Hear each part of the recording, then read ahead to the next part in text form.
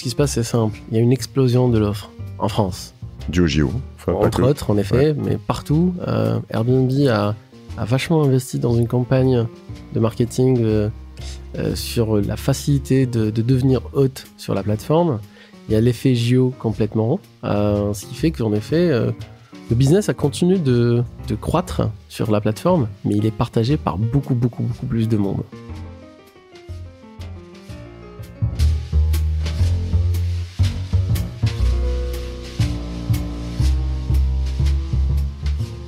Alors comme ça, vous aussi, vous avez l'impression d'avoir loupé un truc avec votre argent. Salut, je suis Mathieu Stéphanie et je vous présente La Martingale. Quand j'ai commencé ce podcast en 2019, je dois vous l'avouer, je ne prenais vraiment pas le temps de m'occuper de mon argent. Et aujourd'hui, après avoir rencontré plus d'une centaine d'invités géniaux, j'ai clairement pris du galon. J'ai réalisé de super investissements que j'aurais jamais pensé faire. En IMO, sur les cryptos, en bourse et dans bien d'autres domaines bien plus exotiques. Et ma conviction de départ s'est confirmée, gérer son argent, ça commence avec les premiers euros. Pas besoin d'être milliardaire pour commencer à s'en préoccuper. Abonnez-vous et vous aussi vous apprendrez à trouver la martingale.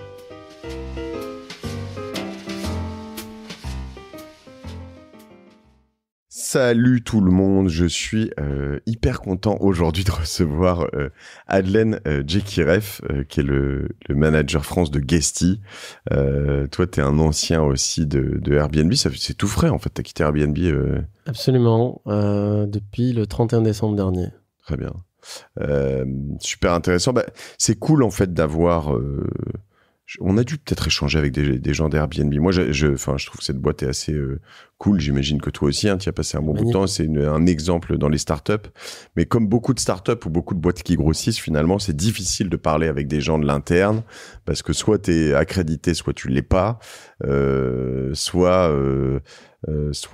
t'as une langue de bois, ça tu l'as pas, et donc c'est toujours plus cool d'avoir des gens qui sont partis comme ça. T'as des infos ou des choses qui sont différentes, et puis une liberté de parole qui est plus la même. C'est ça, et surtout pour des boîtes qui font leur IPO et qui deviennent publiques. En effet, le passage dans les médias est vraiment bien verrouillé, bien réglementé. Ouais. Tout le monde n'est pas accrédité. Je pense en France, il y a une seule personne qui peut parler dans les médias. C'est le directeur Europe. Ouais, exactement. Néanmoins, le directeur d'Europe qui s'appelle Emmanuel Maril. Ouais, que je connais en plus depuis longtemps parce que c'était un ancien de Facebook qui bossait avec ma femme. Tu vois, ouais. Absolument. Je voudrais un jour que je l'invite, tu vois. Mais... Ouais, je pense qu'il serait content de passer aussi. Ouais. Et mais l'idée, c'est de comprendre un peu de l'intérieur ce qui se passe, de comprendre aussi autour, parce que justement, Guesty, c'est un peu un des providers qui permet de bosser sur Airbnb, mais pas que. Et donc ça, c'est, comment on appelle ça? Un PMS Channel Manager. Alors PMS comme... Property Management System. Property Management System, donc un système de management de vos propriétés, quoi. Exactement. En fait, de vos assets, de vos maisons, de vos lieux en location. Et donc voilà, tu loues pas avec Guesty que sur Airbnb, tu peux aller sur Booking. C'est marrant, je savais pas bien, moi ça me semble logique. Booking, tu vas te retrouver carrément en concurrence avec des hôtels directement. Absolument. En fait, Booking s'est ouvert aussi maintenant à ce qu'on appelle le VR, le Vacation Rentals, les appartements. Ouais. Comme Airbnb à un moment s'est aussi ouvert à l'hôtellerie. Okay. D'ailleurs, j'ai rejoint Airbnb en 2018 pour lancer cette verticale d'hôtel, puisque avant de travailler pour Airbnb, j'étais dans l'hôtellerie parisienne en tant que directeur revenu, dans l'hôtellerie indépendante. Donc, j'ai pu bosser pour quelques hôtels sympas, le Bachaumont, le Grand Pigalle Hôtel, etc. Donc, je faisais très du revenu. Très sympa. Et Airbnb s'est dit, pourquoi pas les hôtels, et notamment les boutiques hôtels. C'est comme ça que j'ai rejoint. Et en même temps, en fait, l'ancien directeur Europe d'Airbnb, qui s'appelle Olivier Grémian, a rejoint aussi Booking. Ok. Et donc, il a fait l'effet inverse, puisqu'il s'est ouvert aussi, Booking est parti chercher les appartements. D'accord. Concurrencer Airbnb sur son cœur de métier, finalement, qui sont les appartements. C'est marrant, du coup, ces deux plateformes, à la fin, vont proposer un peu la même chose, quoi. Exactement. Être plus concurrentes que complémentaires. Et après, il y a aussi d'autres sources de business, notamment Expedia, avec son groupe VRBO à Britel, qui a été racheté aussi. Et Google également aujourd'hui. On peut faire vraiment du business partout. Et donc, l'idée, c'est de comprendre un peu tout ce qui se passe à l'intérieur. Tu vois, pour donner des petites infos un peu croustillantes, mais en tout début, et vous dire qu'on va en avoir plein d'autres, quand on a préparé cet épisode, tu me racontais par exemple que un des petits hacks, c'est d'accepter les animaux. Ouais. Ça m'a semblé ouf parce que tu me disais, en fait, le nombre de personnes qui acceptent les animaux est très faible. On ne sait pas forcément pourquoi. Et le nombre qui demandent était très élevé. Donc, en fait, dès que tu acceptes les animaux, tu vas être... C'est l'équipement numéro 1 le plus recherché en France et même partout dans le monde, et notamment depuis le Covid. C'est impressionnant. Dès que tu coches et faites l'exercice, si vous êtes chez vous, mettez oui, j'accepte les animaux de compagnie, et vous allez voir le nombre de demandes et de réservations que vous allez avoir. C'est vraiment impressionnant. Après, en effet, il y a une petite barrière psychologique. On a peur des poils de chat, peut-être, pour quelqu'un qui est allergique. Et même si on n'y habite pas, moi, j'ai quelques biens où j'habite pas, que je loue sur Airbnb, mais j'accepte quand même pas les animaux de compagnie parce que de base, je suis allergique. C'est assez marrant. C'est très psychologiquement troublant. Mais néanmoins, ouais, enfin, quand on a un personnel de ménage bien qualifié qui fait le taf, etc., il y a pas trop de risques. Le chat, il est dans sa petite cage. Peut-être le risque, il va peut-être gâcher un petit peu le canapé, j'en sais rien, mais bon, ça se passe quand même très très bien. Il y a des gens qui sont open aux pets, ils sont pet friendly, mais ça se passe super bien. Ok, ben voilà, tu vas me donner un peu c'est l'idée de comment devenir un master sur Airbnb et plus, parce qu'on a bien compris que ça se passe pas sur Airbnb, même si aujourd'hui sur la location saisonnière, c'est Airbnb qu'on assimile le plus. Absolument.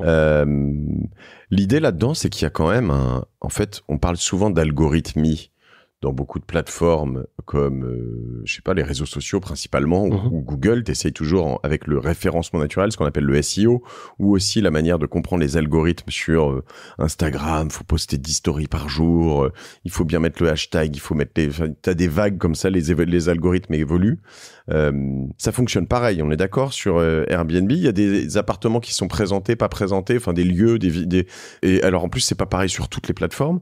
Comment ça fonctionne Et c'est même pas pareil entre ce que toi tu vois sur ton ordinateur et moi ce que je vois dans ma recherche. Ouais. Donc c'est assez j'ai envie de dire, en fait l'algorithme Airbnb c'est un peu la recette Coca-Cola, on sait pas trop. Oui, mais comme sur toutes ces boîtes-là, on sait pas trop, mais on sait qu'il y a des choses que tu sais pas naturellement auxquelles il faut penser. C'est ça. Néanmoins, en effet, il y a des choses hyper importantes qui vont clairement booster ta visibilité, booster ton business, forcément. C'est le fait d'avoir vraiment de belles photos. C'est la base, j'ai envie de dire. Le fait de répondre à... Tu les fais comment, tes photos ? Un photographe professionnel. Mais tu cherches comme ça à l'arrache ou il y a des plateformes ? Moi, j'avais Ocus ou Miro, etc. Miro, ouais. Mais maintenant, ils font plus du particulier, ces boîtes-là. Ils font que Airbnb a aussi peut t'envoyer un photographe directement en référencé. Avant, dans ton ancien job. C'est ça. Donc, en fait, dès que tu crées ton annonce, Airbnb te suggère déjà... Combien ça vaut ? Ouais, 70 €, 100 €, ça dépend. Ah ouais, c'est pas très, très cher. Moi j'y vais grave. Avant, pendant longtemps, c'était 500 balles. Hein, non, ça, non, c'est vraiment très accessible. Et du coup, ton annonce, elle change complètement parce que entre prendre des photos avec ton téléphone et un photographe qui sait exactement ce qu'il faut mettre en avant, la lumière, etc., ça change. Ça, c'est un must. Tu fais pas tu loues pas sans photo, ça c'est mort. Un must total. Okay. Derrière, les équipements à cocher aussi, ils sont importants. Si t'as le Wi-Fi mais que tu le mets pas, les gens... Si t'as quoi ? Si t'as le Wi-Fi chez toi et Internet et que tu le coches pas sur ton annonce, c'est problématique. Si tu acceptes les animaux justement de compagnie et que c'est pas coché, si t'as une télé, c'est pas coché, ça c'est hyper important. Prendre le temps parce que souvent on crée une annonce, on prend pas vraiment le temps de tout remplir, tous les équipements, et derrière ça impacte un peu la visibilité. Par exemple, tu mets une télé dans chaque chambre, ça change tout ou ça change pas grand-chose ? Non, avoir une télé c'est bien parce que de temps en temps t'as des voyageurs qui vont dire ouais j'ai envie de voir le match de la Champions League. Je vais sur Netflix aussi. Exactement, tous les soirs, ou sur Netflix. Donc c'est bien quand même d'en avoir une. Après dans toutes les chambres, je suis pas sûr. Répondre aux messages rapidement des voyageurs, ça c'est quelque chose aussi de déterminant. Et ça pour le coup l'algorithme il le sait, et on le dit, Airbnb le dit. Ça c'est valable sur tous les réseaux sociaux. De toute façon, normalement si tu réponds pas vite, moi je réponds pas vite sur les réseaux sociaux, ça me pénalise énormément. C'est ça. Et là-dessus, ok, si t'es réactif, tu montes de la réactivité, c'est très important. T'as pas des automatisations à faire là-dessus ? Il y en a plein. Toi, tu peux le faire sur Guesty, par exemple ? Absolument. Okay. Il y a des automatisations où tu parles directement au client avec des variables. Parce qu'on te pose toujours les mêmes questions. Ouais, toujours les mêmes questions. Est-ce qu'il y a un Wi-Fi ? Oui, c'est marqué dans l'annonce, connard. T'as pas lu ? Et ils le lisent pas. Ouais. Ça, il faut le savoir aussi. Ouais. Ils le lisent pas, les gens ne le lisent pas. Je suis le premier à pas trop lire, notamment les longs textes, c'est à éviter sur Airbnb, mais ouais, je préfère juste l'adresse.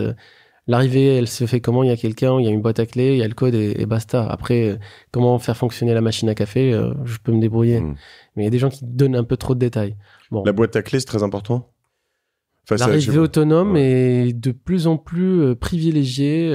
Ça aussi, c'est un peu un héritage, je dirais, du Covid, où les gens ils voulaient pas trop voir la personne serrer la main pour des questions je dirais, de sécurité et de sanitaire, exactement. Donc oui, il y a les boîtes à clés, il y a des serrures connectées également. Donc t'arrives, tu mets ton code. J'ai vu que sur ta porte, il y a une serrure connectée, non? Ouais, c'est une serrure connectée qui s'ouvre avec le téléphone, en effet. Exactement, c'est génial. Ça doit être automatisable. Exactement. Et donc en fait, sur Guesty, aujourd'hui, par exemple, t'as le code de la serrure connectée qui va s'adapter et qui va se mettre à jour en fonction de chaque réservation.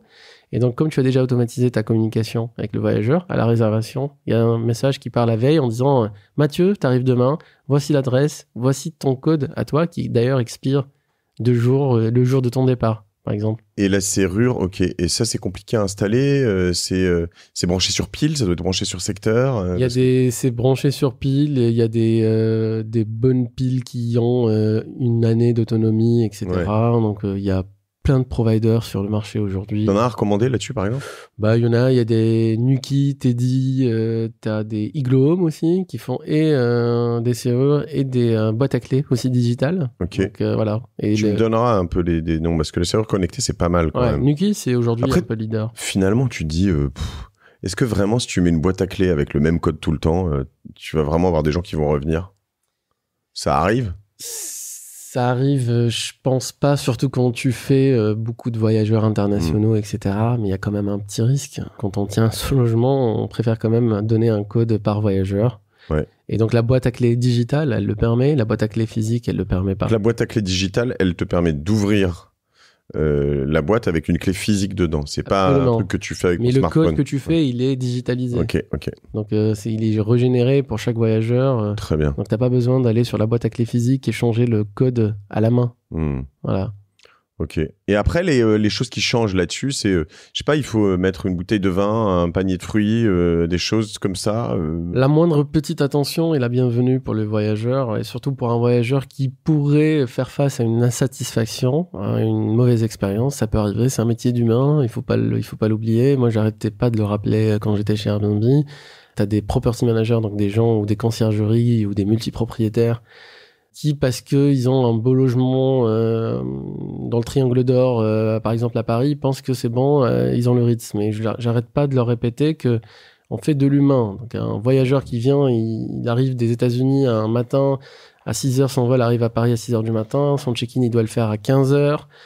Il est un peu fatigué. Si la moindre mésaventure, il va pas être content, et donc il va l'exprimer avec un mauvais commentaire, etc. D'où en effet, les petites attentions. Et parfois, c'est juste comment ça va, Mathieu? Tu viens de faire ton check-in. Comment ça va? Il y a des clients qui disent absolument rien. C'est dans leur culture. La clientèle asiatique, elle communique pas beaucoup de... Quand tu dis comment ça va, c'est que tu l'envoies comme message, par absolument, message? Absolument. Par message, via l'application, par SMS. Il y a des moyens aussi, aujourd'hui, des outils qui permettent... Bonjour, j'ai vu que vous êtes bien arrivé. Voilà. J'espère que vous êtes bien arrivé. Exactement. Si vous manque quelque chose, n'hésitez pas à me le dire. 2 jours plus tard, imaginons, il reste une semaine. Donc, 2 jours plus tard...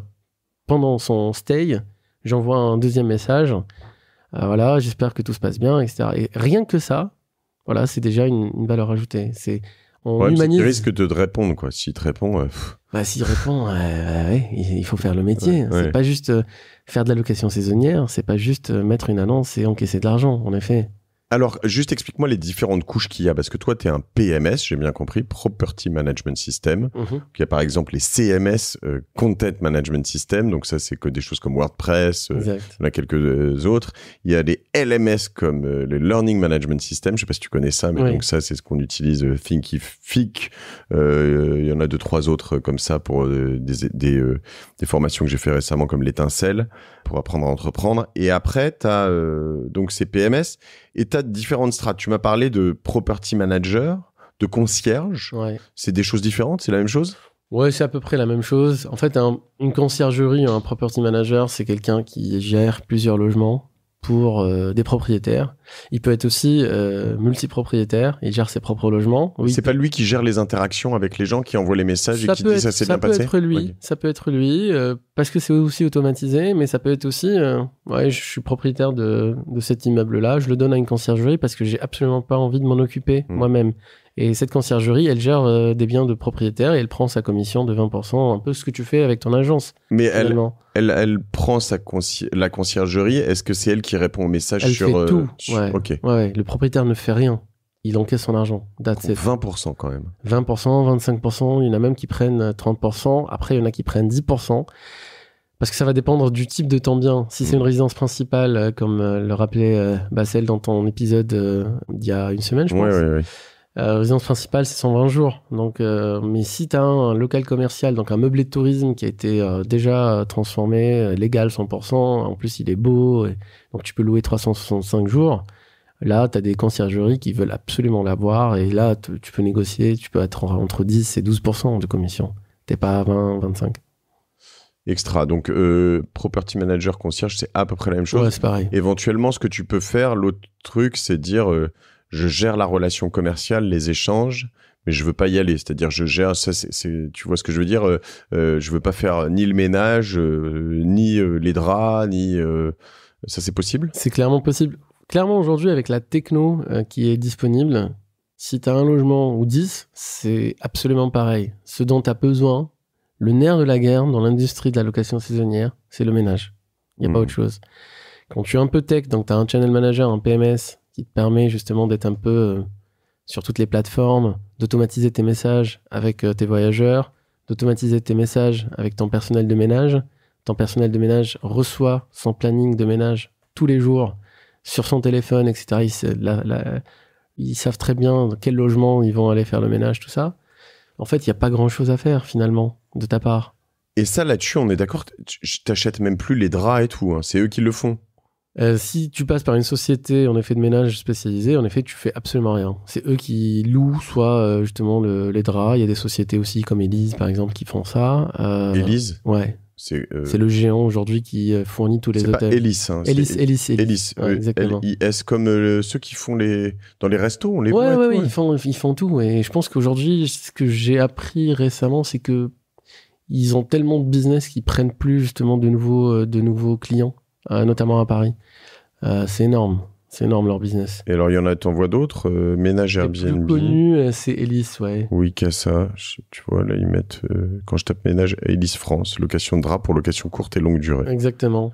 Okay. Après, tu peux aussi avoir dans ton immeuble, imaginons on a un immeuble, je peux créer ma propre lingerie quelque part où j'ai mes machines à laver, mes draps, etc. Et la société qui gère ça. Bon, déjà, je parle, tu vois, sur un appart. Ouais, un appartement, ouais, c'est la société de ménage. Ok. Et donc, tu fais absolument rien. Et c'est toi qui gères, en effet, le pricing, la communication. Et cette société, elle peut te poser des fruits et des choses comme ça, ou ça dépend des sociétés. Enfin, oui. Elle peut faire. Elle peut faire ça. Ouais, bien sûr. Le consommable, c'est aussi sa responsabilité. Elle pose les fruits, le shampoing, les capsules Nespresso et le PQ.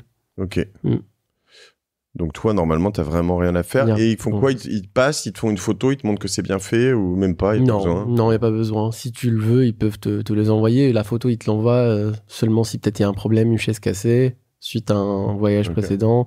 Et là, moi, t'as la photo pour... Il faut une sorte d'état des lieux, ils peuvent faire ? Non, c'est pas leur rôle. Non, mais ils font pas un état des lieux, mais ils vérifient quand même l'état de l'appartement et ils te le communiquent. S'il y a un vrai problème et que t'as eu un voyageur, on va dire, pas clean...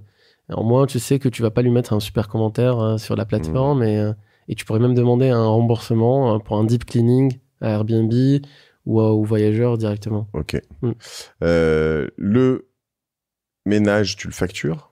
Oui. Au client ? Souvent, c'est le voyageur qui paye les frais de ménage. Ok. Ouais. Donc c'est en plus de la location. Absolument. Et donc, moi, ce que j'ai toujours recommandé aux property managers justement parisiens, c'est partout, c'est ne margez pas sur le ménage. Le ménage, pour moi, doit être et doit aller directement au personnel de ménage.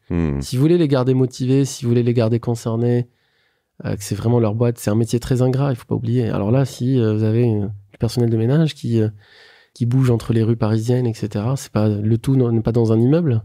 Ouais. Et ben en fait, c'est très difficile. Alors là, on est sur Paris ou des grandes villes. Mais d'ailleurs, pour rester sur ces grandes villes, est-ce que tu dois forcément prendre un Elis ou des grosses sociétés de ménage comme ça qui sont habituées, ou est-ce que tu peux prendre aussi les gardiens d'immeubles, ou est-ce que c'est mieux, il y a un truc qui est mieux que l'un ou l'autre ou... Franchement, si j'ai un appartement dans un immeuble et que j'ai la gardienne qui veut faire ça, je préfère le donner à la gardienne. Ouais. J'ai pas besoin de passer par la Elle voit ce qui se passe. Elle voit ce qui se passe, elle lave les draps, exactement. Elle fait les draps chez elle et elle les remonte. Et puis voilà, elle change les serviettes. Et ça, c'est vraiment aussi un type que je peux partager. Les gardiens, hein, quand on leur donne du travail supplémentaire, ils sont très contents. On partage un peu de commission avec eux, du type, etc. Ils sont vraiment contents. Et la gardienne, elle peut aussi te poser beaucoup de problèmes, même dans ton logement, parce que si demain, en effet, il y a du bruit, etc., elle peut se plaindre. Il y a des logements qui ont eu le changement de destination, donc ils sont complètement dans la légalité, mais qui ont perdu face à la copropriété, notamment à cause du voisinage et entre autres la gardienne. Donc la gardienne, c'est la première personne à mettre dans sa poche. Qu'on soit habitant ou qu'on fasse du business, c'est pareil. Hein. C'est hyper important. Ok. Et pour ceux qui feraient soit eux-mêmes, soit par des sociétés plus artisanales, parce que où le gardien ou la gardienne le ménage, il y a des grosses recommandations à faire. Enfin, faut que ce soit nickel. T'as dit c'est le nerf de la guerre. Ouais, le ménage, tu peux jouer sur beaucoup de choses. Le Wi-Fi, peut-être il peut couper pendant 5 minutes, mais un ménage mal fait, un voyageur qui vient, qui paye le prix, et à Paris il le paye le prix. Et même dans les grandes villes, hein, partout, tu vas à Nice, à Cannes, aujourd'hui, même dans les maisons. En fait, ouais. Exactement. C'est tellement cher, c'est presque au prix de l'hôtel. Ouais. Donc, t'arrives, t'as besoin et t'as envie de trouver l'appartement en nickel chrome. Ok. Voilà. On a parlé du ménage, du Wi-Fi, des petits secrets. T'en as d'autres encore, je réfléchis. Des petites choses qui font la différence. C'est le taux de réponse, on en a parlé. Il faut faire des logements corrects et adaptés. J'ai entendu le dire, je pense que c'est vraiment le meilleur conseil qu'on peut donner. Faire du Airbnb, c'est pas que de la renta. Là, c'est de l'hospitality, on parle. C'est vraiment avoir quelqu'un, le recevoir, bien le traiter, le chouchouter, quoi. C'est là où les petits, entre guillemets, potentiellement ont un peu un avantage. Ce que je lis à droite, à gauche, c'est quand même les très gros. À un moment, comme ils vont chercher des points de renta, eux, ils arrêtent. C'est un peu comme chez Uber ou chez machin. Quand tu fais que ça de manière très pro, t'arrêtes de filer des bons becs et des bouteilles d'eau parce que tu dis si à chaque ride Uber, je file une bouteille d'eau qui me coûte 30 centimes, à la fin du mois, ça me coûte 30 balles. C'est quand même 30 balles de moins. Je pense que le calcul est mauvais, moi, mais bon. Je suis entièrement d'accord avec toi. Je te raconte une anecdote. Airbnb a racheté en 2018 une conciergerie française qui s'appelle Lucky. D'accord. Et un des challenges de cette boîte-là, en interne, c'était la qualité. Donc, on rajoutait beaucoup d'annonces et Airbnb a mis vraiment de l'argent aussi, de la tech, etc. Mais la qualité ne suivait pas comme Airbnb le souhaitait. Et après, en effet, il y a eu une analyse de tout le marché et on voit en effet que dès qu'on commence à prendre un grand nombre d'annonces à gérer, forcément, la qualité, elle baisse. C'est un peu normal. Néanmoins, moi, ce que je recommande, c'est en effet, quand on fait, encore une fois, de la location saisonnière, c'est pas de réfléchir uniquement renta un peu immobilière classique. On fait un peu de love, en fait. C'est recevoir quelqu'un, il est content, il vient pour aller voir Disney avec ses enfants ou pour aller se balader à Paris. Si on met pas les moyens, si on met pas justement la petite bouteille d'eau, la petite attention de temps en temps, le croissant, il y en a énormément qui le font. Attention, sans tomber dans le cliché, mais il y en a beaucoup qui le font. La petite bouteille de champagne, etc. On n'a pas sa place dans cette industrie-là et on risque de disparaître très rapidement parce que de toute façon, les commentaires ils vont pas être bons. L'algorithme il va t'enterrer dans la recherche, tu n'auras plus trop de visibilité et forcément tu vas passer à autre chose. Alors, venons là-dessus, sur l'algorithme. Tu m'as dit les messages. Alors, toi, tu connais plus celui d'Airbnb, mais souvent, ça fonctionne un peu de la même manière. En préparant cet épisode, j'ai parlé avec mon pote Yankel, notamment, qui me racontait que lui qui fait ça pas mal avec des endroits un peu commerciaux. Alors, on va y revenir parce que moi, j'ai plein d'endroits où j'ai pas de commercialité. Donc, j'ai les 120 jours par an ou voir l'impossibilité de louer, ça m'embête quand même. Mais je crois que tu as des solutions à tout ça. Oui. Mais il me dit, tu vois, je vois des groupes et j'ai eu des commentaires sur des groupes. C'est peut-être depuis que t'es parti, hein, parce que c'est ça. Mais notamment, depuis janvier, mes réservations Airbnb ont stoppé net Comme pour beaucoup, les vôtres ont-elles repris? Bonjour, non, absolument pas. J'ai eu des réservations avec Booking tout le mois et rien par Airbnb. Bonjour la communauté, je m'interroge sur la faible visibilité de mon annonce. Avez-vous des astuces pour remonter dans les statistiques? Pas de réponse. Style baisser le prix car il me paraît juste. Merci de vos réponses, etc., etc. Qu'est-ce qui se passe? Ça, c'est vrai. C'est vrai. Qu'est-ce qui se passe? C'est simple. Il y a une explosion de l'offre en France. Du OGO. Entre autres, en effet, mais partout. Airbnb a vachement investi dans une campagne de marketing sur la facilité de devenir hôte sur la plateforme. Il y a l'effet JO complètement, ce qui fait qu'en effet, le business a continué de croître sur la plateforme, mais il est partagé par beaucoup plus de monde. Et une donnée importante à retenir sur Airbnb, c'est que 20%, notamment en France, allez, on va prendre les grandes villes de manière globale comme ça, 20% des hôtes sont des professionnels, 80% c'est des particuliers. Le réflexe d'un particulier, quand il met son logement, quand il veut mettre son logement en location saisonnière, ben il va où? Il va sur Airbnb, on est d'accord. Ce qui fait que l'offre, elle ne fait que augmenter. Et ce qui se passe avec Booking, c'est que Booking, c'est une plateforme qui a été à la base créée pour des professionnels, donc notamment les hôtels. L'expérience pour se mettre sur Booking, elle est un peu plus compliquée que de mettre son logement sur Airbnb, donc il faut être vraiment motivé pour le faire. Et derrière ça, Booking prend énormément de part aujourd'hui, en effet, au property manager, à Airbnb, prend énormément, donc il y a beaucoup plus de business qui se fait sur Booking, et c'est en effet un témoignage que j'avais déjà, moi, avec la fin de l'année. Et il faut pas oublier aussi que Booking, c'est le premier client au monde chez Google. Il n'y a aucune entreprise au monde qui dépense autant d'argent sur Google que Booking. Donc, en termes de trafic, c'est impressionnant. Quand on est un professionnel, il faut absolument se mettre sur toutes les plateformes. Donc, Booking, VRBO, Plum Guide, une boîte aussi très quali. Marriott ont développé leur propre site internet, appartements et villas. Et en plus, il faut pas oublier que, et là je parle évidemment, c'est important, je parle pas que pour les Parisiens, hein. T'es en Provence, partout. T'es à Biarritz, t'es dans le Nord, différents endroits. C'est ça. En fait, nous on a tendance à penser comment on fonctionne, et tu sais pas comment ils fonctionnent en Angleterre, en Chine, en Ouganda, au Brésil ou aux États-Unis. Exactement. Et de temps en temps, t'as des plateformes qui émergent et toi tu les connais pas. C'est ça. Et donc vous permettez de faire ça. Ça c'est intéressant. La clientèle asiatique, par exemple, elle réserve principalement sur Agoda, qui est un site internet appartenant à Booking. Tu vois ce que je veux dire, voilà. Et on est connecté, par exemple, sur Guestia, Agoda.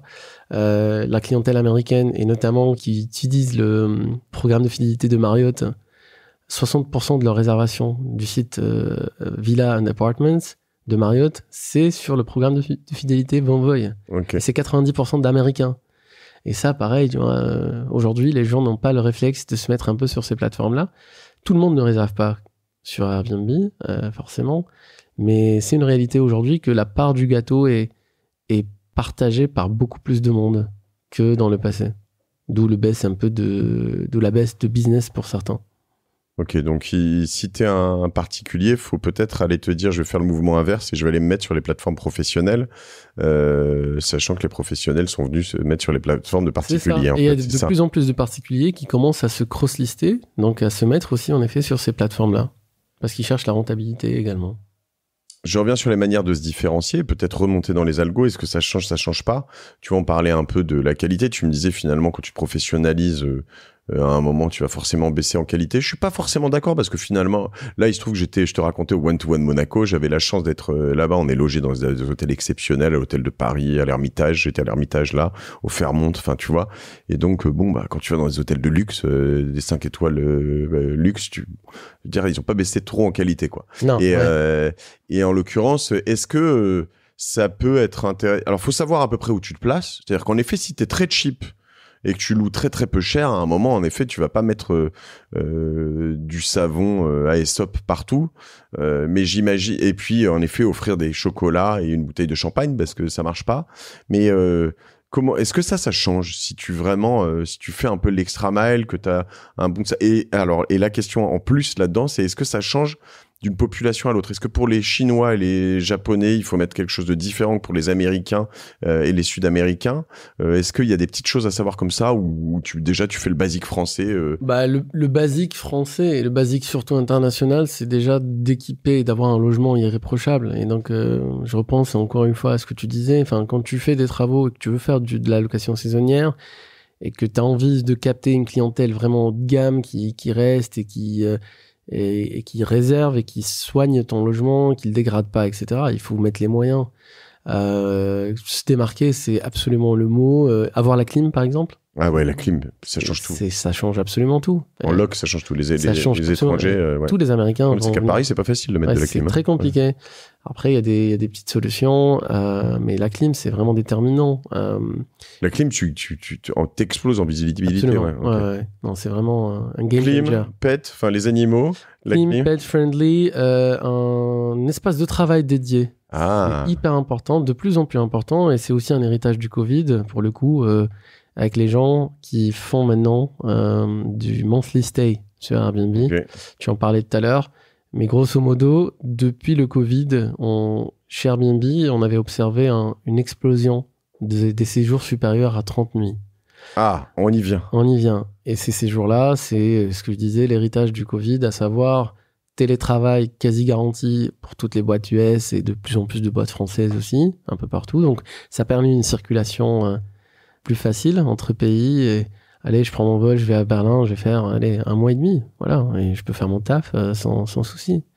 Sachant qu'il y a un truc de ouf qu'il faut bien comprendre, au moins à Paris, mais en France, dans la plupart, ou voire toutes les villes, enfin presque partout en France, tu vas me dire, quand tu restes 30 jours, quand tu n'autorises pas tes locataires à louer moins de 30 jours, tu peux louer n'importe quoi. C'est pas forcément ta résidence principale. Ouais, c'est ça, exactement. Dès que ta résidence principale, tu peux la mettre sur la courte durée, donc à faire 120 jours par an. Une résidence secondaire, tu peux la louer seulement en faisant du bail mobilité, bail civil, donc avec ces fameuses réservations supérieures à 30 nuits. Et ça, dans le cas, ça va être un peu technique, ça c'est dans le cas où la ville ne permet pas le changement d'usage, par exemple. À Marseille, tu as ta résidence secondaire, tu viens de faire un investissement là-bas, tu demandes un changement d'usage, la mairie de Marseille te permet de faire ça, mais pour un seul bien, par personne physique. Au-delà du premier bien, c'est compensation financière, comme vous l'avez évoqué lors du dernier épisode. Ouais, exactement. Okay.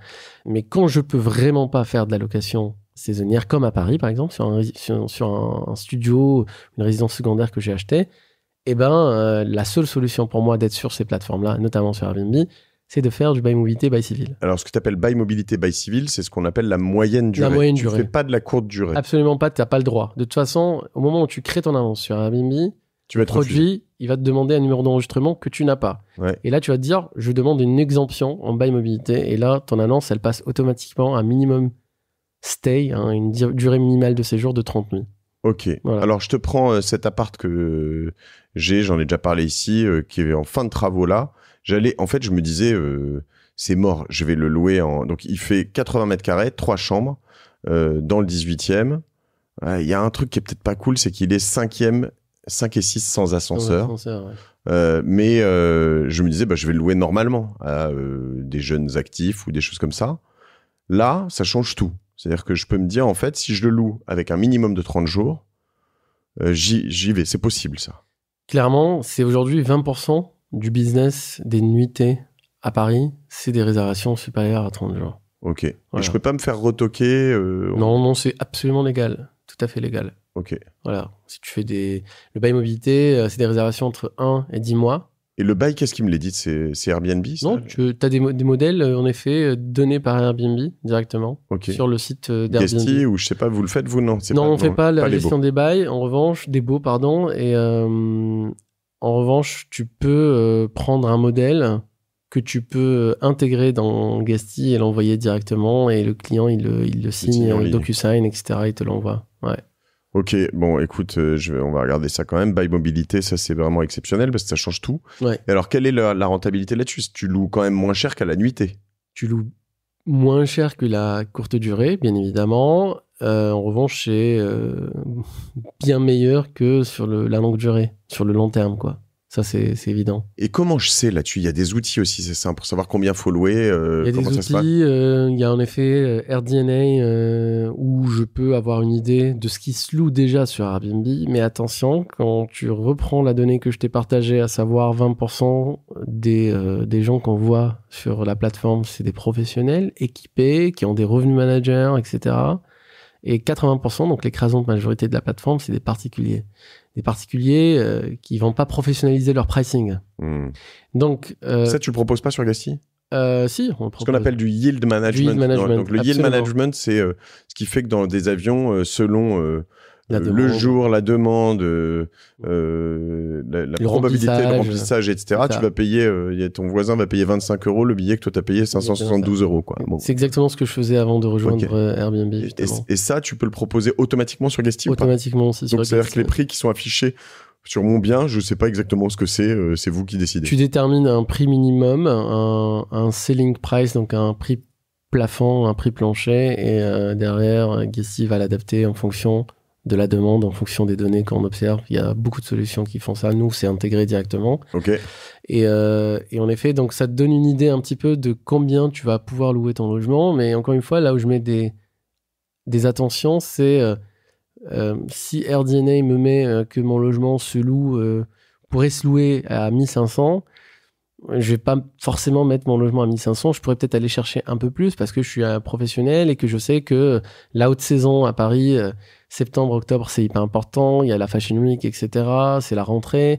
C'est des mois hyper importants. Le mois de juin aussi, avec tous les salons internationaux, l'Air Show, l'Eurosatori, Fashion Week, Mondial de l'Auto en octobre prochain. C'est des dates importantes à retenir. Et c'est là aussi où tu vas vraiment améliorer ta rentabilité. Et là, tu fais un pricing dynamique. Tu vas pas vendre le mois d'août ou tu vas pas louer le mois d'août comme tu loues le mois de septembre, par exemple. Voilà. On parle pas du mois d'août 2024, bien évidemment, il est spécial. Avec les JO. Ouais. Alors moi, je vais profiter, mais c'est plus pour prendre l'exemple et que les gens comprennent un peu comment ça se déconstruit, mais d'un coaching privatif avec un professionnel de haute volée, Adelaine qui ref, que je dise pas de bêtises. Si je reprends cet appartement, donc 5 et 6 sans ascenseur, ça se loue en moyenne durée? Peut-être plus facilement qu'en courte, non d'ailleurs, parce qu'en courte, oui, en moyenne durée. En courte, tu vas monter, descendre les valises toutes les semaines, c'est chiant. C'est ça, ouais, c'est pénible. Ça peut se louer. Les Américains, ils montent pas cet étage. Il est climatisé ou pas? Non. Si. Ah, ça va être sympa. Ouais, ça va être sympa. Là, j'ai 3 chambres avec chacun. Alors c'est pour ça que je te posais la question. La télé et chacun sa salle de bain. Ça c'est vraiment. Ouais, dont un qui a douche et baignoire. Ah bah c'est impressionnant. Bah pour le coup tu peux le diviser cet appartement. Moi parce que pour faire de la. Donc je vais louer les chambres, je vais pas louer l'appart. C'est ça exactement. C'est ça qui m'a. Et d'ailleurs quand tu fais. Donc je mets pas une clé devant l'appart, je mets une clé devant chaque. Enfin je mets une devant l'appart et une devant chaque chambre. Un code pour rentrer dans l'appartement et un code pour rentrer pour chaque chambre. Il y en a qui. Je t'ai donné un exemple. C'est le premier étage Opéra, je pense qu'il le fait. Et donc le salon c'est une partie commune avec la cuisine, etc. Donc ça c'est pratique. Parce que ce qui m'embête avec un 3 chambres, c'est que c'est pas les familles en fait qui vont rester 1 mois et demi à Paris. C'est vraiment des solo travelers ou des couples sans enfants. Tu vois ce que je veux dire? C'est eux qui ont cette flexibilité de prendre leur MacBook et d'aller travailler d'une autre ville pour la découvrir. Trop bien. Et ça existe, c'est pas un mythe. Non, il y en a beaucoup. Ça existe. Il y a des marques aujourd'hui qui ont été créées. Tu vois, par exemple, tu prends Blue Ground. Ouais. C'est une boîte américaine qui a été créée et qui fait que de la location moyenne et longue durée. Voilà. Donc, et alors, si je prends un truc comme ça, une location au mois pour ce serait sur un range vu le niveau si je le louais à des colocataires par exemple en co-living, parce que c'était un peu mon idée, ce serait on va dire entre 2005 et 3000 € à peu près pour respecter notamment les comment t'appelles ça à Paris t'as les plafonnements des loyers. Ouais. Alors en moyenne durée t'as pas le plafonnement des loyers? Non, tu l'as pas quand tu fais en effet un bail civil comme ça. Okay. Et tu as pas cette notion de plafonnement des loyers. Et surtout, en effet, je te donne un exemple. Il y a des chambres de bonne. Tu vas sur Airbnb, des chambres de bonne 9 mètres carrés, 6e étage, sans ascenseur, qui ont été rénovées, se font louer 2500 le mois à Paris. Les gens craquent un peu quand même. Là, Les gens craquent et vraiment booké, mais vraiment booké. Et ça, c'est quoi? C'est sur la moyenne durée, c'est ça? Sur la moyenne durée. Donc, il y a vraiment, c'est juste pour te donner l'indice vraiment de la demande. Tu peux y aller quand tu as un beau logement. Je crois que je pourrais louer 3 fois 2500 le mois sur ce genre de truc? Ah oui. Très facilement. Très facilement. Climatisé. On est vraiment sur du... ouais, climatisé dans le 18e de Paris. À 2 pas du Moulin Rouge. À 2 pas du Moulin Rouge. Il n'y a pas de raison que tu loues pas. Et surtout la haute saison, encore une fois. Quand je parle de haute saison, c'est simple. Hein.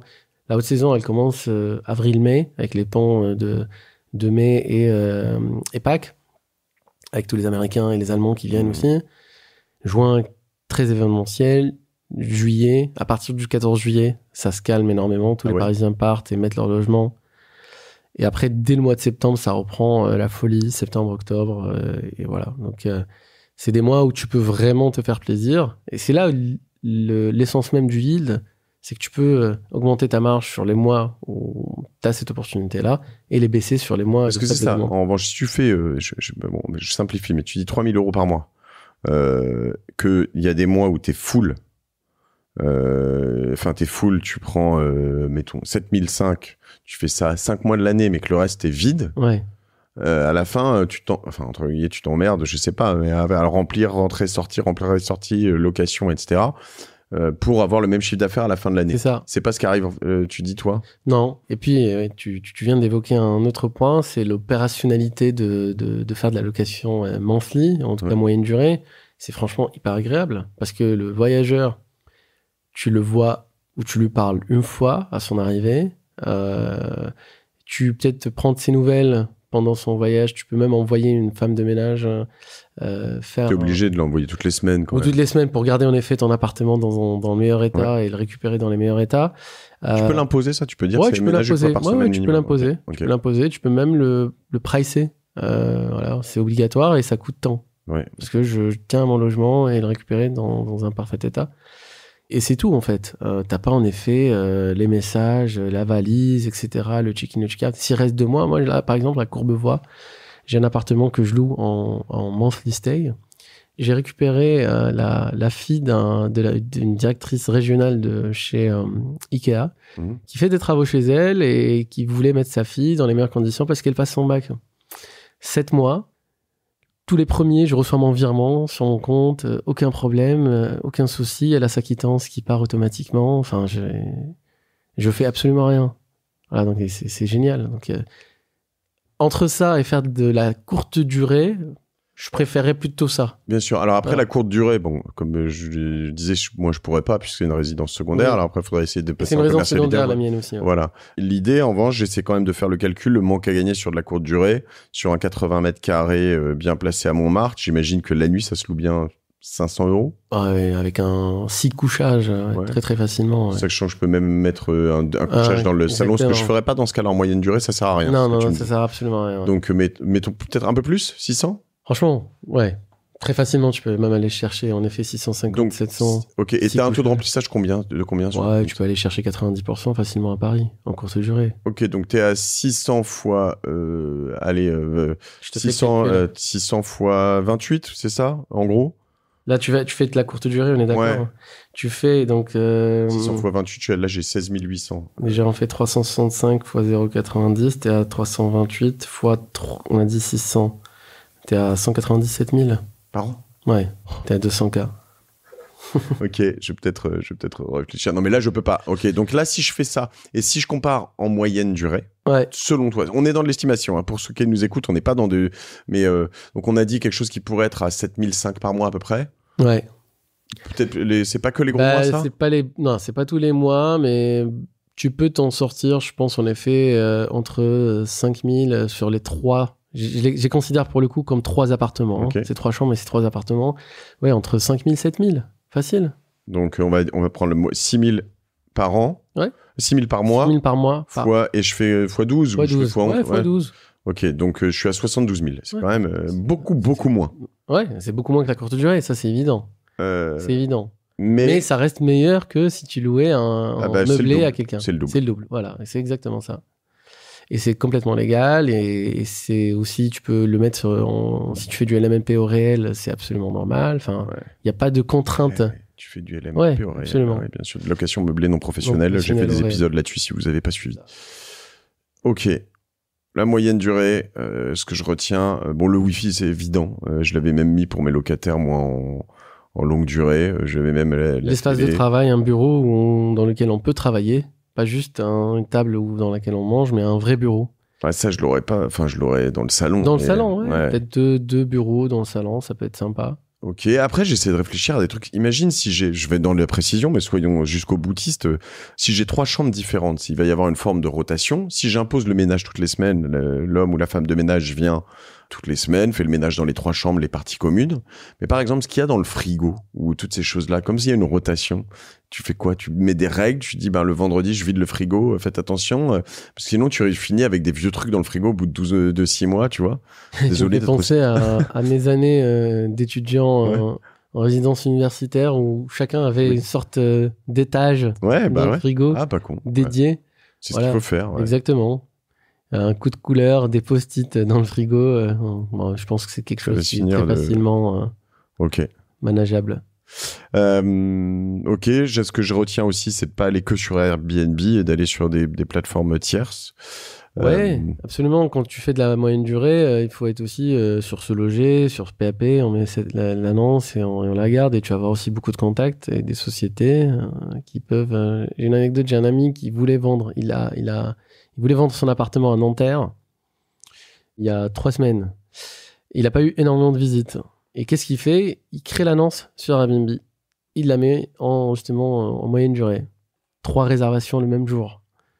Et là, il change d'avis. Il me dit, mais mon 14 mètres carrés, je vais peut-être le garder à Nanterre, parce qu'il est à côté de la gare. Et dans justement une société qu'il a contactée sur Airbnb pour dire, on cherche à loger un de nos collaborateurs. Votre appartement est nickel et on voudrait le louer. Donc ça peut se faire, là tu viens sur Nanterre, on est sur du 2e voire 3e couronne même, Nanterre de grande ville. Bien sûr. Mon co-living là à Colombes, je pourrais le placer en moyenne durée? Bien sûr. Ah, oui, clairement.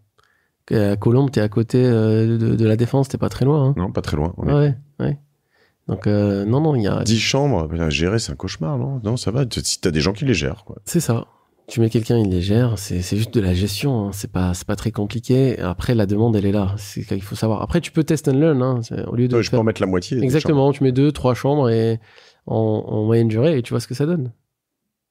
Le problème, c'est que mais il faut trouver un autre deal avec eux, mais le concierge ou les personnes qui gèrent la résidence, enfin, ils prennent un mois à chaque renouvellement. Donc, ça marchera pas, là.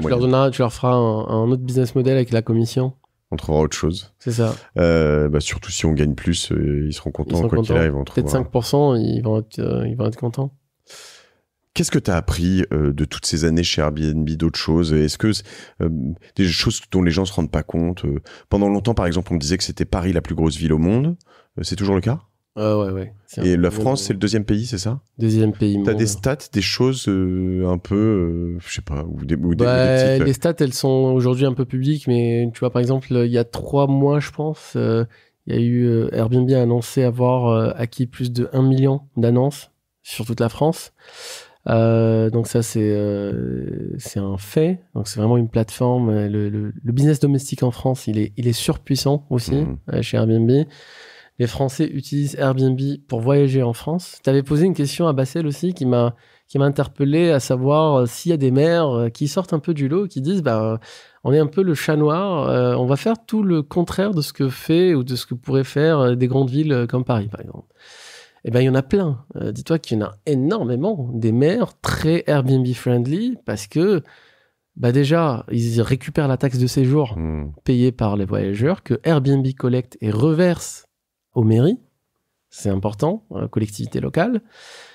Et puis, des villages qui autrefois étaient quelque part abandonnés, Airbnb a facilité aussi énormément le mix du tourisme, d'envoyer du monde dans ces villes-là. Du coup, il n'y a pas que pose des bonnes questions. Enfin, je me fascine moi-même. Non, mais c'est vraiment des endroits? Il y en a plein, mais tous les villages. Aujourd'hui, franchement, j'ai pas d'endroit précis comme ça, mais c'est vraiment toute la France. Il y a aujourd'hui, les maires. Il y a des fermes qui reçoivent du monde de chez Airbnb. Et en fait, c'est pas que le propriétaire, parce que c'est ce que, à chaque fois qu'on parle d'Airbnb, on imagine le multipropriétaire qui a 150 appartements avec un énorme bid, etc.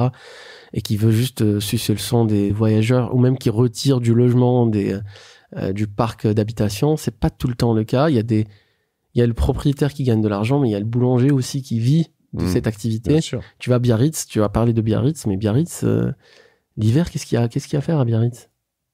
Il y a rien à faire à Biarritz l'hiver. Mais donc si tu vas dire au maire de Biarritz, ou même pas au maire, c'est pas le bon exemple, mais si tu vas dire à tous les commerçants de Biarritz, bah, on veut plus de Airbnb, etc., bah, tu vas pouvoir un peu les tuer. C'est de toute façon toujours là-dessus l'ambiguïté qui se passe. C'est que tu vois, moi j'étais au Touquet pendant les confinements.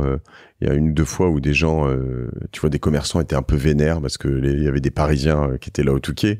Et alors, tu sais, on s'est pris la gueule, quoi. Je leur dis, mais les gars, en fait, vous vivez de quoi au Touquet, sérieux, quoi? Tu vis de quoi au Touquet? Non, mais je suis très sérieux, tu vois. Ils vivent des 700 000 personnes qui viennent à l'Enduropal, tu vois. Ouais. Et donc, il y a un moment, faut pas cracher dans la soupe. Non. Et en revanche, il y a une responsabilité à l'inverse. C'est qu'il faut juste pas être un gros connard de Parisien. Ça, ce que j'essaye de pas être. Mais il y en a. Mais ce que je veux dire, c'est que à Biarritz, c'est une région touristique. Encore, c'est une région touristique. Si tu traites mal les gens qui viennent, d'ailleurs, tu le vois souvent, hein, dans le ratio offre et demande. Encore ces dernières années, ils sont beaucoup plus cool avec les touristes. Pourquoi? Parce qu'il y a un peu moins de touristes, donc ils veulent quand même que tu viennes chez eux plutôt que chez ton copain d'en face. C'est ça. Et donc voilà, donc faut juste être un peu habile là-dessus, mais tu le dis, ça fait vivre les boulangers, ça fait vivre les hypermarchés, ça fait vivre tout le monde, quoi. Le guide local qui va t'emmener. Non, mais même les gens qui sont pas directement liés au tourisme. En fait. Ça, c'est exactement ça. C'est exactement ça. Après, voilà, sur le coup, l'immobilier qui explose, tu vois, le trafic, tout ça, c'est pas forcément facile à encaisser. Il faut un peu le temps de le digérer. Il y a des choses qu'on n'a pas le droit de faire sur toutes ces plateformes, ou des contraintes qu'on connaît pas, ou des choses. T'as pas le droit de rentrer dans ton appartement sans aviser ton voyageur, la base. T'as pas le droit de filmer à l'intérieur des chambres. Ah, encore moins. Non, mais il y a eu des hôtes et des property managers, par exemple, qui ont eu leurs annonces bloquées pendant très très longtemps parce que le plombier est venu réparer la salle de bain en pensant que le voyageur n'était pas là, parce qu'il y a eu une mauvaise communication qui a été faite, et le voyageur, limite ça peut passer, mais si c'est une voyageuse qui appelle Airbnb pour dire oui, j'ai un plombier qui est rentré pendant que je prenais mon bain, ton annonce, tu n'étais pas prêt à la revoir très rapidement. Donc faut faire attention avec ça. Et par exemple, les caméras, bon, j'imagine à l'extérieur t'as le droit, j'imagine. À l'extérieur, t'as le droit, la door comment t'appelles ça, le Judas là, connecté, parce que dehors, oui. À l'intérieur, non. C'est le nouveau règlement d'ailleurs, ils l'ont communiqué depuis 2-3 jours. Pas de caméra du tout à l'intérieur. Ok. C'est interdit. Ouais, c'est ce qui est normal. Oui, bien sûr. C'est normal. Il n'y a pas de nouvelles règles à l'approche des JO, non. Non. Okay. Non. Ok. Quelques questions. Des titres pour une annonce. Il y a des titres qui fonctionnent, des titres qui fonctionnent pas. Moi j'ai appris une règle c'est une règle hôtelière qu'on appelait la règle d'or. C'est location. Et dans le titre, il faut insister sur ça. Si j'ai un appartement en effet à 2 pas du Moulin Rouge, il faut absolument que je le dise. Je mets mon Moulin Rouge ou Montmartre? Exactement, les deux. Moulin Rouge, je dirais. Si je suis vraiment à 2 pas et que je suis vraiment à côté, je mettrais plutôt Moulin Rouge. Est-ce que tu dois exagérer là-dessus? Parce que tu vois, en fait, je le vois. En fait, tu dis c'est quand même un peu abusé, mais quand tu vois je sais pas, je dis une connerie, mais le Best Western Champs-Élysées, le truc, il est à 4 km des Champs-Élysées. Ce qui est 4 km dans Paris, j'exagère, mais c'est peut-être 2 km. Oui, après, tu peux marcher, en effet, mais oui, quand tu vois justement les hôtels qui ils le font pas, c'est pas anodin, quoi. Ouais. Moi, je manageais des hôtels à les Jardins du Marais, il est à rue Amelot, dans le 11e arrondissement, entre République et Bastille, et un autre hôtel qui s'appelait le Patio Saint-Antoine. Et moi qui suis pas né en France, pas grandi en France, je suis venu d'Algérie en effet en 2009, et donc je disais un jour au propriétaire, mais Patio Saint-Antoine, moi ça me dit rien, quoi. Même moi qui vis à Paris depuis 15 ans maintenant, c'est quoi Saint-Antoine? Enfin, ça me dit absolument rien. Venez, on change le nom, et je pense qu'on va avoir un meilleur impact, notamment sur le business direct, etc. Et on l'a appelé le Patio Bastille, parce qu'il est pas très loin de Bastille non plus. On a choisi entre place de la Bastille, place de la Nation. Donc, on a choisi Bastille, c'est mieux, je te le confirme. Voilà. Ouais. Donc, on l'a appelé le Patio Bastille. C'est hyper important, la location du bien. Donc, si on est en plus à côté d'un lieu touristique, Montmartre. Localisation, location. Localisation, pour dire la location. Exactement. Et ok, très bien. Dans le titre, donc tu peux exagérer. À Colombes, je pourrais mettre. À 2 pas de la Défense. Non. Non, je me rends encore mieux. Tour Eiffel. Okay. On la voit. Très bien. Le petit point là au bout, mais si, je t'assure, je l'ai vu. Tu la vois pas, mais il est pro. Ok. Les photos, on en a parlé. Du contenu, t'as mis pas trop long, assez direct quand même. Oui. Ok. Conditions d'annulation. Ah oui, c'est un super point ça. Je l'avais complètement zappé, mais merci. 75% des réservations en France sur Airbnb se font sur du flexible et du modéré. Du flexible, c'est donner la possibilité à un voyageur de réserver et d'annuler jusqu'à la veille de son arrivée. Modéré, c'est de lui donner la possibilité d'annuler sans frais jusqu'à 5 jours avant son arrivée. 75% du business en France se fait sur ces 2 conditions. Je tombe encore aujourd'hui sur des gens qui sont sur strict et super strict et qui se plaignent du manque de business et de réservation. C'est mais quand tu loues ta semaine sur la plus bouillante de l'année et que le mec t'annule, si c'est la plus bouillante, tu vas relouer quoi qu'il arrive. Et peut-être encore plus cher. Et encore plus cher. Mais même pas ça. Les gens font systématiquement le réflexe de se dire, si je suis en flexible, les gens vont annuler. Absolument pas. Airbnb, par exemple, c'est 11% de taux d'annulation, en France. C'est rien, c'est peanuts. Que tu compares avec d'autres plateformes, ça peut avoisiner parfois les 30% de taux d'annulation. Mais 11% sur 190 000 euros, ce qu'on disait tout à l'heure, ça fait... Bon, alors sur la moyenne durée, ils annulent pas. Non, sur la moyenne durée, t'as des conditions spécifiques. En effet, tu peux être en strict, en firme. Donc, par exemple, pas d'annulation 1 mois avant, 2 mois avant, ça tu peux le faire. Mais pour la location saisonnière, vaut mieux être en flexible. Et il faut faire preuve de flexibilité avec les voyageurs. Encore une fois, c'est pas juste un bien immobilier, un asset immobilier et on cherche de la rentabilité. Il y a des gens, ils ont des expériences, parfois ils peuvent avoir des malheurs, ils peuvent avoir des empêchements. À Marseille, il y a pas longtemps, je devais recevoir une voyageuse qui faisait sa chimiothérapie, qui voulait venir voir Marseille la mer, et une semaine avant, s'excuse la pauvre en disant je suis vraiment désolé, j'ai attrapé la crève, je peux pas venir, etc. Aucun problème, on peut annuler sans frais et même la rembourser. J'ai beaucoup de mal aujourd'hui avec les propriétaires ou les property managers qui pensent que renta et qui ne font pas preuve justement de flexibilité avec les voyageurs. Parce que, tu vois, encore une fois, c'est un métier d'humain. Demain, tu vas aller par exemple à Marseille ou à Nice, ton train est annulé, ça arrive souvent, et avec les grèves, tu fais quoi ? Tu rembourses pas le voyageur, tu lui dis débrouille-toi avec... Là, tu peux te dire, c'est pas mon problème, c'est le sien, c'est vrai. Ouais. Là, c'est une perte pure. Oui, c'est une perte pure, mais moi, je préfère parfois, quand c'est vraiment véridique, attention, je dis pas, c'est open bar, annulé, il n'y a pas de souci. Mais quand je sais qu'il y a une grève et que c'est avéré, moi, je préférais rembourser mon voyageur. Et mon voyageur, je suis certain, il reviendra chez moi.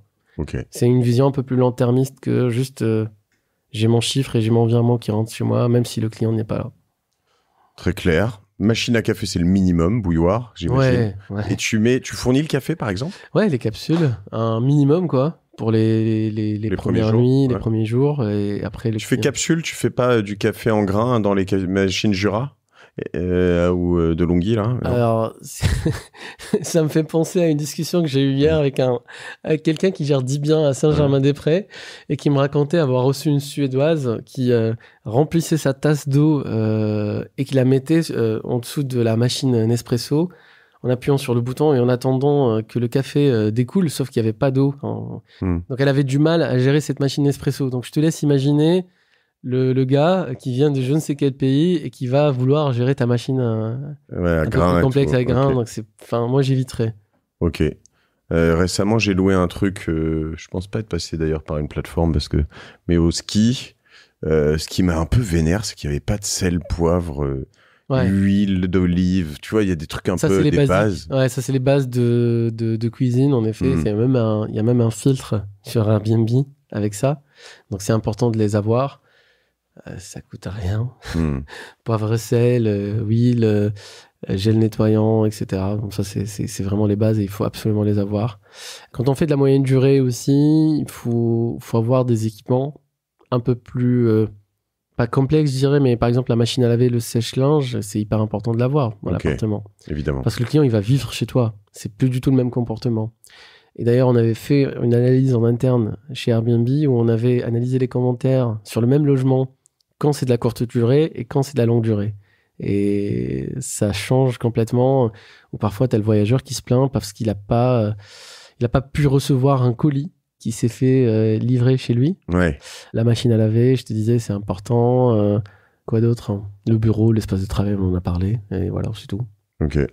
Les draps, assez de draps. Parce Ouais. que si je reste 2 mois chez toi, j'ai pas envie de dormir pendant 2 mois sur le même drap. Moi, je préfère les draps dans le ménage, je pense. Oui, Avec- voilà. Elle vient, elle le change. Au Exactement. moins toutes les Si semaines jamais ou toutes les 2 semaines, mais toutes les semaines. Je pense qu'il Exactement. faut faire toutes les semaines. C'est ça. Ne saoule pas, tant C'est pis. ça.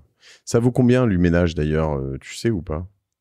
Généralement, c'est entre 12-15 euros l'heure. Ok. C'est facturé. Encore une fois, bon, c'est pas du tout moi ce que je recommande parce que t'as des logements, quand tu vois, mais En moyenne durée, tu peux le mettre dans le prix, finalement. c'est ça, ouais. Tu peux tout le temps le mettre dans le prix, mais t'as des gens qui vont facturer pour un T2, T3, ils vont facturer, un T2, 120 euros, 130 euros de frais de ménage. Sachant qu'il faut voir de l'autre côté, il faut aussi respecter les personnels, le ménage, etc. C'est Si tu exactement dis, ça. en fait, tu leur dis, bah, toi, tu viens le jeudi après-midi, tous les jeudis après-midi. Alors, sauf quand il y a des entrées, des sorties, après, c'est encore autre chose. Mais Mhm. tous les jeudis après-midi, c'est plus facile d'organiser son agenda et tout. Hein, donc, Exactement. Et t'as une gestion de planning. ouais. Et puis tu dis aux personnes qui sont là, bah, le jeudi après-midi, à 15h, il y a ménage. il y a exactement. Ouais, c'est ça. Et le personnel de ménage, il faut vraiment le motiver. Il faut le motiver parce que, encore une fois, c'est un travail vraiment très, très ingrat, très compliqué. Il y a des boîtes qui, j'ai bien aimé l'initiative. Ils ont mis une boîte que je connais, ils ont mis une boîte à tips dans leurs appartements. Trop bien. Et donc, l'Américain qui vient, et il le fait systématiquement dans les hôtels, il le fait aussi dans les appartements. Il va laisser un billet de 5, 10 euros, 20 parfois. Et cette boîte-là, à la fin du mois, on la donne directement Ce qui au fait que dans personnel plein de ménage. d'hôtels à l'international, tu vas avoir les jours avant que tu partes, des grosses, tu sais, ils vont te faire avec t'as déjà eu ça avec les serviettes, ils vont te faire une sculpture Ah oui, sur oui, ton oui, lit ou des c'est choses comme ça, juste ouais. pour te faire marrer, parce que comme ça, ils Exactement. savent qu'ils auront plus de types. Ouais. Exactement. Ok. Ouais, Non, mais c'est des petites attentions, c'est sympa. c'est hyper important. Et c'est ce qui fera durer ton appartement, ton investissement dans On la va pouvoir durée. le mettre carrément dans des applis comme sur Uber ou des choses comme ça. Ouais. Guesty, Gues comme guest Y. C'est ça. Dernier point là-dessus, je te disais que j'avais passé un dîner avec un de tes concurrents, par exemple, français. Comment il s'appelle? Tu me l'as dit tout à l'heure. Smiley. Ils ont un autre. Je lui ai dit, putain, le nom est Booking Sync. Booking Sync, ouais. À la base. Les différences entre Guesty et d'autres, il y en a peut-être d'autres. Alors, Guesty, la boîte américaine avec 700 salariés, 250 millions déjà levés, probablement prochainement public, IPO. Ok. Donc, On est cotation en bourse, ouais. ouais, exactement 300 ingénieurs travaillant sur le produit. Donc, c'est très tech, quoi. C'est vraiment méga tech. ok. C'est des releases quotidiennes, vraiment quotidiennes, mise en production. mise en prod nouvelles. Ok. Gestion des propriétaires. En tant que conciergerie, chacun de mes propriétaires a accès directement à son tableau de bord avec les logements qu'il détient chez moi, leur chiffre d'affaires, prix moyen, occupation, etc. Une appli et tout ça, voilà. Une appli.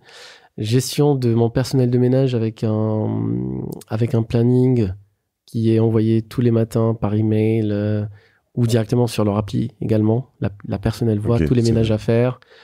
Automatisation des messages avec mes voyageurs, avec une personnalisation incroyable. Intégration de l'intelligence artificielle dans les réponses aussi, suggéré. Ok. On est vraiment sur du très très très lourd en termes de machines. Ce que je pourrais voir, et pour défendre les petits Français en face, ils te disent finalement, oui, mais nous, on est Français, on se connecte à plein de trucs français que les Américains font pas, parce qu'en fait, en local, je prends les sociétés de ménage et j'imagine conciergerie et plein d'autres. Bon, bah, voilà.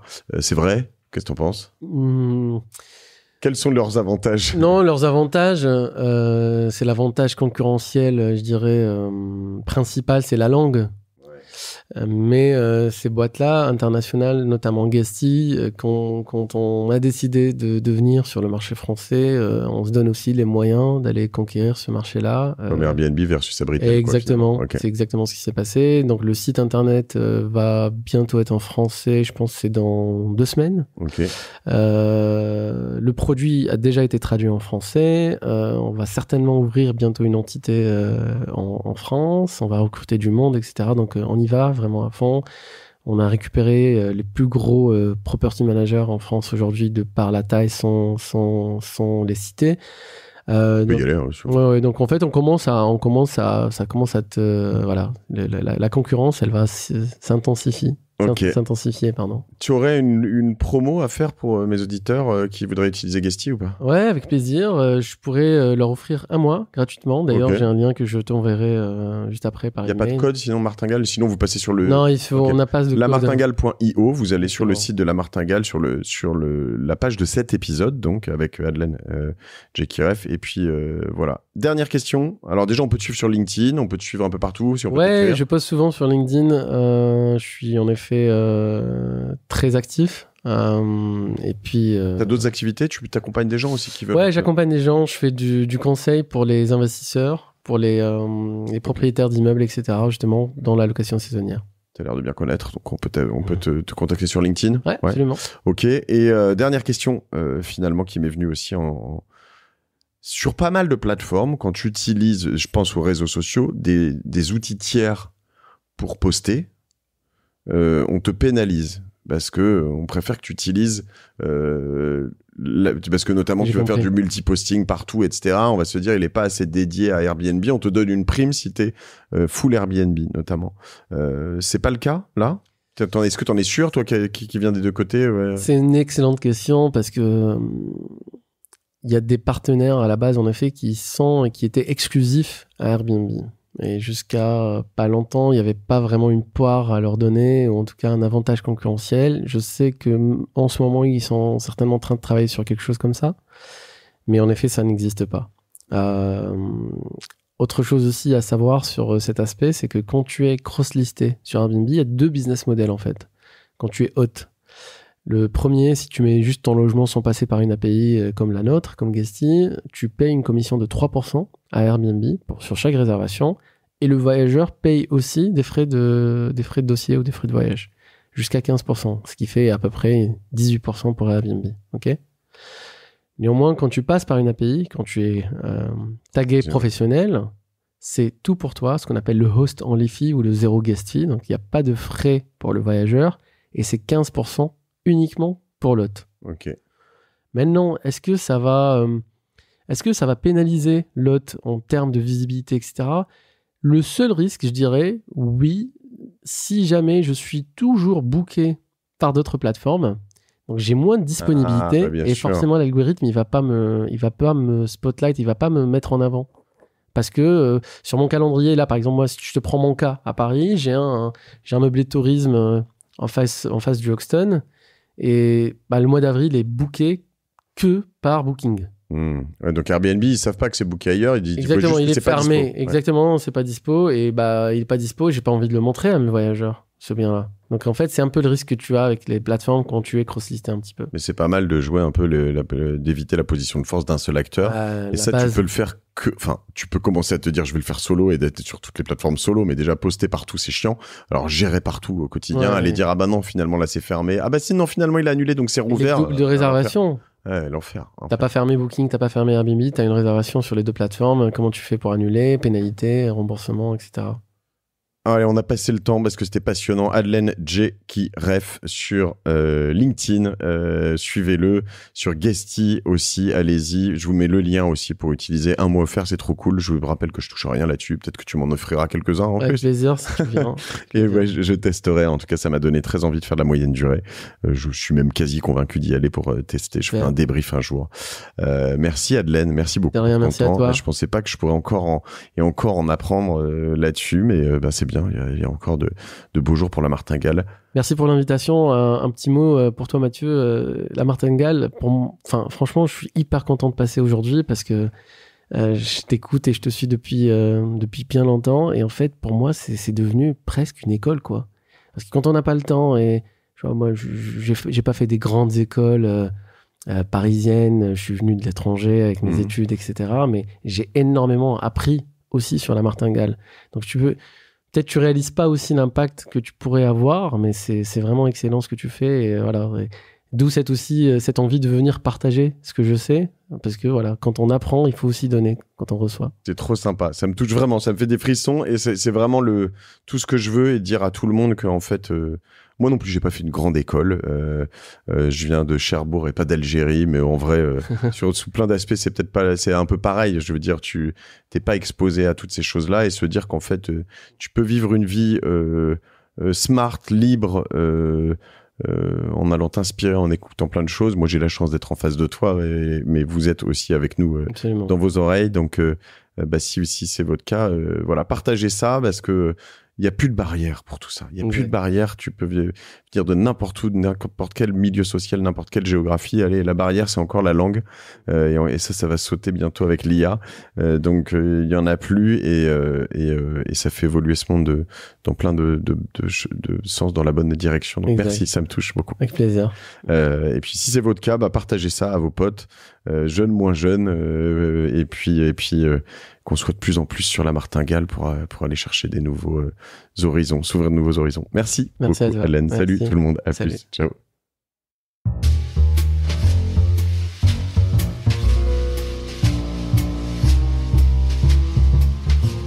Merci d'avoir écouté La Martingale jusqu'au bout. Si cet épisode vous a plu, n'oubliez pas de le partager autour de vous et de vous abonner à la newsletter sur lamartingale.io. Si vous trouvez 5 petites minutes, je vous invite à mettre une note 5 étoiles ainsi qu'un commentaire sur Apple Podcast. Ça nous aide beaucoup pour remonter dans les classements. Ce podcast est produit par Cosa Vostra, une agence conseil tech et créative qui accompagne ses clients dans leur stratégie digitale. J'aime beaucoup Cosa Vostra, si vous le savez bien. Et donc, on vous aide à gagner en visibilité, en singularité, en efficacité.